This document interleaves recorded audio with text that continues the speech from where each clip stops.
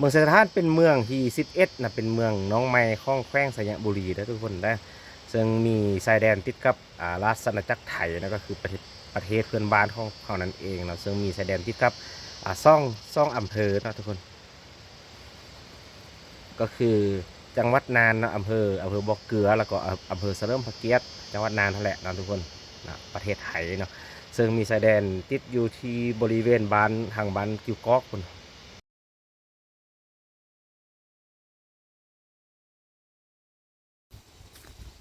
นี่ทุกคนตอนนี้บอเทคอยู่ที่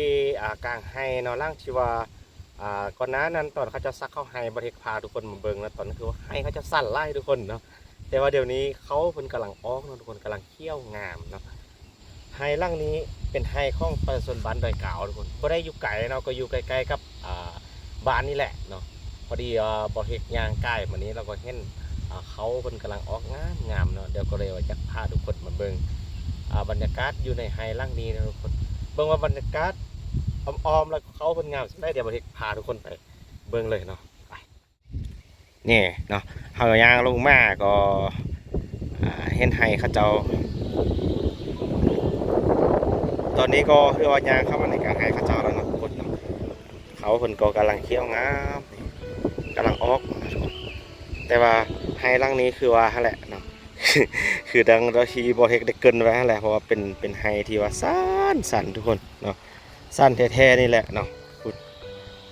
ตอนที่ว่าเขาเจ้ามาซักเขาให้นะบอเทคก็พาทุกคนมาเบิ่ง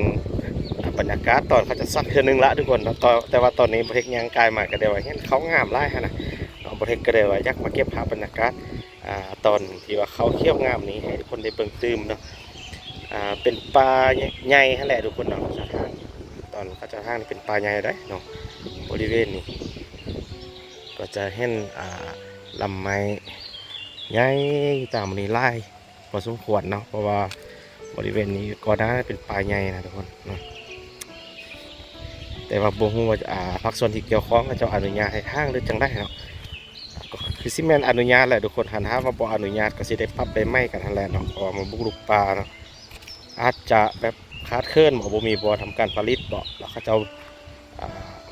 อนุญาตให้บ่หรือจังได้เนาะว่าเฮ็ดก็บ่แน่ใจนี่ความสั่นทุกคนเส้นทางก็จะอยู่เพิ่งนี้เนาะตอนนี้ถือว่าเขาคนก็เขี้ยวงามแล้วแต่ว่าบ่ฮู้บัดสิเกี่ยวนะทุกคนเนาะ บัดมันสิเกี่ยวมานี้มันคือสั่นอะแท้เอาไว้เนี่ยบัดฮอบเนาะตอนมือที่ว่าเขาจะซักเข้าให้ฮันประเทศมาทามาแล้วเนาะเขาจะก็ทางเปาะทางปีนแหละทุกคนเปาะทางปีนหน้าผ้าตามมือนี้แหละเนาะแต่ว่ามือนี้เขาออกละเนาะเขาจะใส่ตั้งแต่2-3 อาทิตย์ผ่านมาละนะทุกคนตอนนี้เขาเพิ่นก็เขี้ยวละเพิ่นบ่มาทุกคนเพิ่นบ่มาให้แต่ว่าบริกายมาบริมันเขี้ยวงามดีบริกายพาทุกคนลงมาจ๊อบเบิ่งทุกคน ใส่คำว่าจ๊อบเบิ่งซะเนาะ นี่ก็เขี้ยวละทุกคนให้เนาะบ่ปรากฏเห็นเขาจะปลูกสลีบักแตงทุกคนเนาะอาจจะปลูกอยู่ลุมคุณบอกเนาะ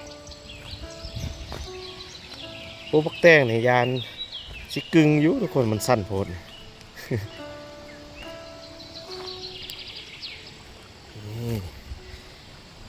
อีกตึมอาทิตย์หน้าอาทิตย์ในก็อาจจะ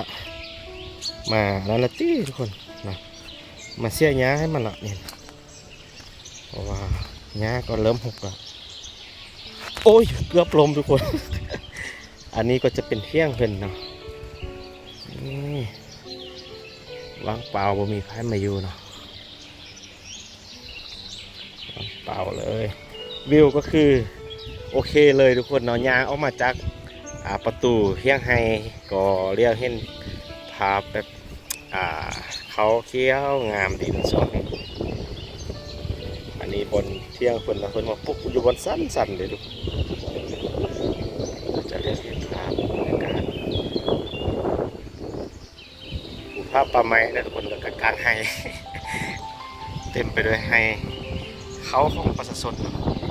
จะทางไฮไล่นะ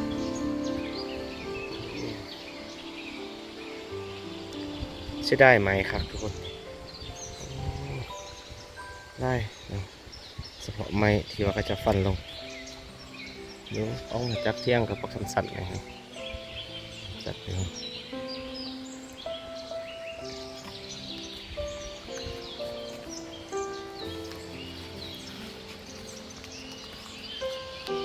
คือว่าแหละทุกคนเนาะเพราะว่าเมืองไซสถานของพวกเขานี่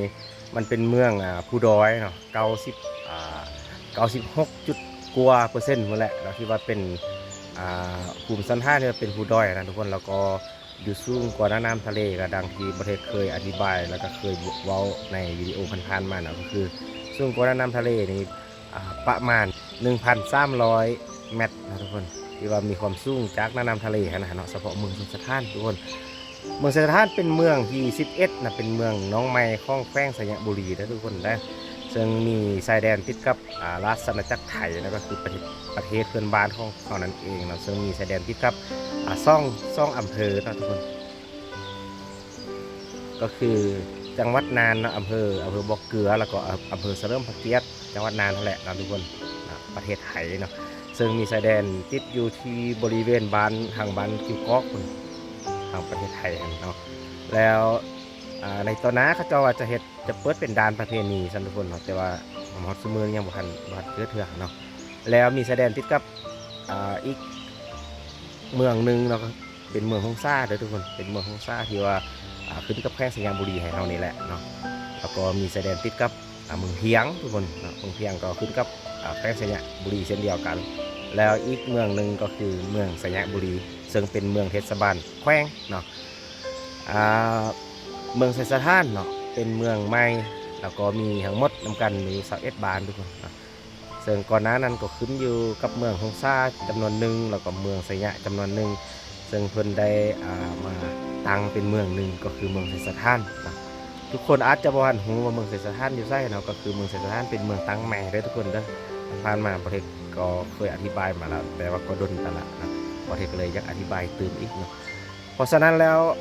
21 บ้านที่ว่าขึ้นกับเมืองไซสถานนะทุกคนจะบ่มีหน้าที่เฮ็ดนาเนาะจะมีก็มีเพียง3 บ้านเนาะก็คือบ้านมีใสแล้วก็บ้านสถานแล้วก็บ้านสามัคคีใสเนาะมีแต่3 บ้านเท่านั้นทุกคนเนาะใน21 บ้านนี่ที่ว่ามีเนื้อที่เฮ็ดนาแต่ภายใน3 บ้านนี่ก็บ่หมายความว่ามีหลายเนาะก็มีเจ้าละเล็กละน้อยไปนะทุกคนเนาะเพราะฉะนั้นแล้วก็เลยให้เฮ็ดให้ประชาชนนี่บ่มีบ่อนทำการผลิตดังนั้นจึงเฮ็ดให้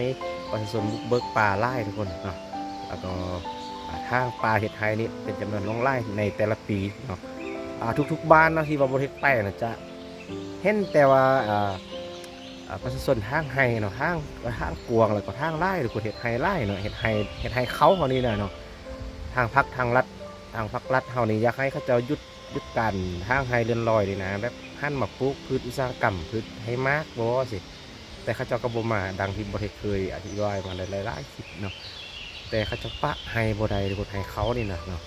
บ่ฮู้ว่าเฮ็ดจังได๋เนาะเพราะว่าทางภาครัฐเฮาก็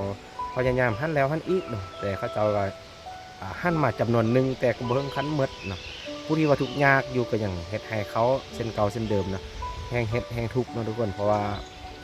เฮ็ดหลายแต่ว่าแต่เขาน้อยเนาะบางบ้านเท่านั้นบางบ้านก็เขางามแต่ว่าบางบ้านก็เขาบ่งามก็คือดังที่ทุกคนเห็นผ่านๆมานี่แหละเนาะมันเป็นภูเนาะทางแล้วก็เฮ็ดให้น้ำมันเสาะเจือนเสาะ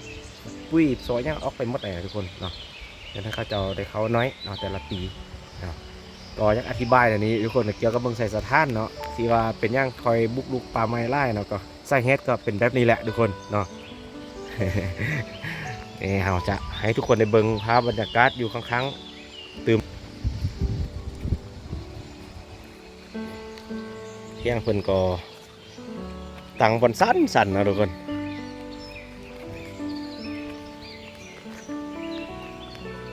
เบื้องนี้เพิ่นก็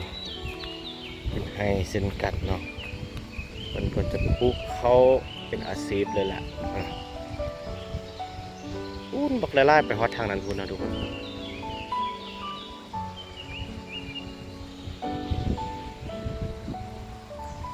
เขาก็อาจจะงามแหละทุกคนเพราะว่ามันเป็นปลาใหญ่เขาจะทางนี่นะสูงสันไล่อึ๊บ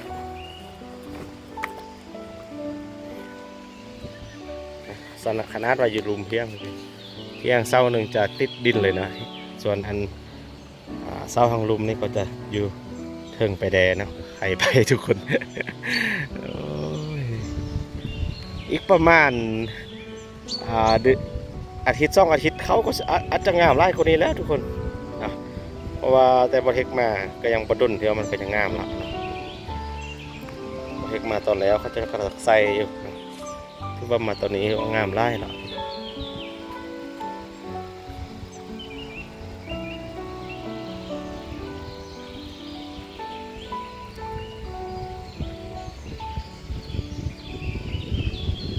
บริเวณทางนั้นเป็นพลานหินได้ทุกคนแต่เขา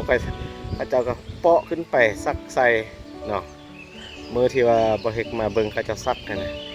เป็นภูเป็นผ้าเป็นพลานหินเขาจะเปาะขึ้นไปได้มีบอลดินวางได้นึงเขาจะกระซักใส่ได้เนาะแล้วก็เขามันก็ขึ้นมาแบบนี้ ก็เห็นใจเลยทุกคนเนาะบ่แม่นว่าบริเฮกบ่เห็นใจหรอกเนาะเพราะว่าขัดบ่ให้เขาเจ้าเฮ็ดเขาเจ้าก็บ่มีบอลเฮ็ดสินะเนาะครอบครัวทุกยากสิภาครัฐเขาก็ช่วยก็ช่วยแต่มือหนึ่ง2 มือมันก็หมดเครื่องช่วยเหลือทุกคนนะเงินผู้ละล้าน2 ล้านสิใช้ผู้เดียวก็หมดเนาะเพราะฉะนั้นแล้วประชาชนหรือว่าชาวบ้านเขาเจ้านี่จะปะบ่ได้แท้ก็คือเฮ็ดไร่นี่แหละทุกคนเนาะก็หากินไปนำธรรมชาติไปแด่แล้วก็เลี้ยงชีพเขาเจ้าไปวันๆไปสนาทุกคนเนาะบ่เฮ็กไปเลาะถ่ายคลิปก็หลายบ้านทุกคนเนาะแต่ละบ้านก็แตกต่างกันไปเนาะบางบ้านนี่เขาเจ้างามเลยเนาะบางบ้านจ้ะเขาขี้ร้ายเนาะเฮ็ดแท้เฮ็ดว่าเราบ่ได้ผลผลิตสินะทุกคนเนาะก็เป็นตานะเสียใจนำเขาเจ้าเป็นตานะอันอีต้นเขาเจ้าเนาะ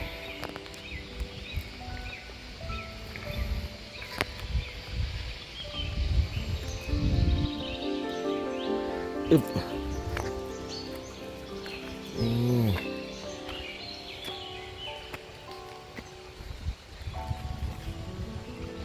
พันเขาเจ้าเนี่ยหัวพันยังเนาะเขาจะปลูก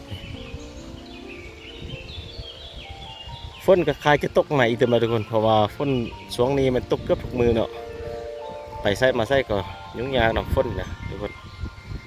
นี่ก็คือเที่ยงไห้เพิ่น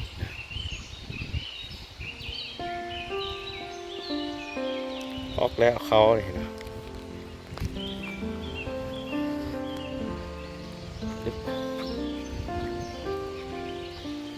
ขั้นตอนเขาเจ้าก็มีไล่ได้เนาะเห็ดฮีทจากหน่อยเขาเจ้าเริ่มมาเห็ดฮีทแล้วนี่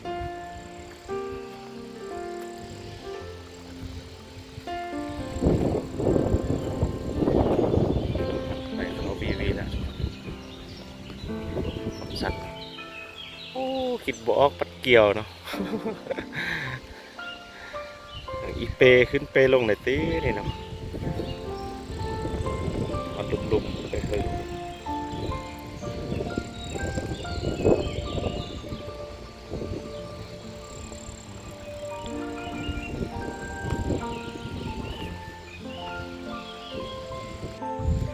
เอาจะย่างกลับเราทุกคนเนาะเพราะว่ายางฝนตกข้าเจ้าก็บ่มาเลยข้าเจ้ามาเขาก็สิได้เบาได้คุยน้ำเข้านะแต่นี่ข้าเจ้าบ่มาจากคนเลยทุกคนขึ้นไปทางได้เนาะบัดนี้ตกสั้นๆนั่นนี่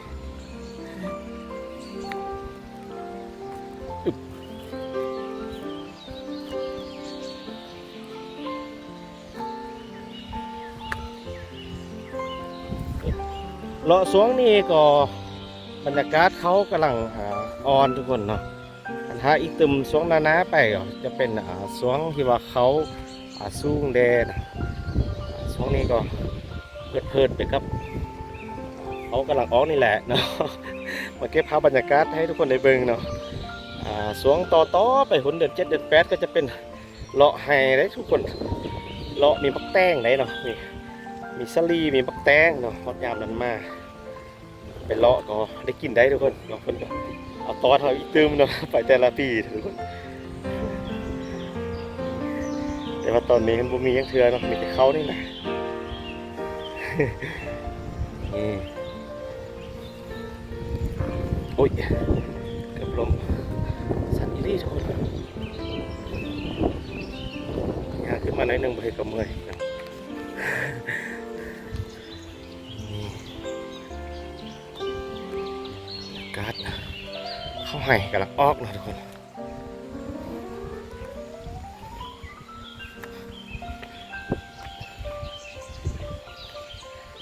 เขาได้ต้องงามเลยทุกคนว่ามันเป็นต้นสูงๆเนาะ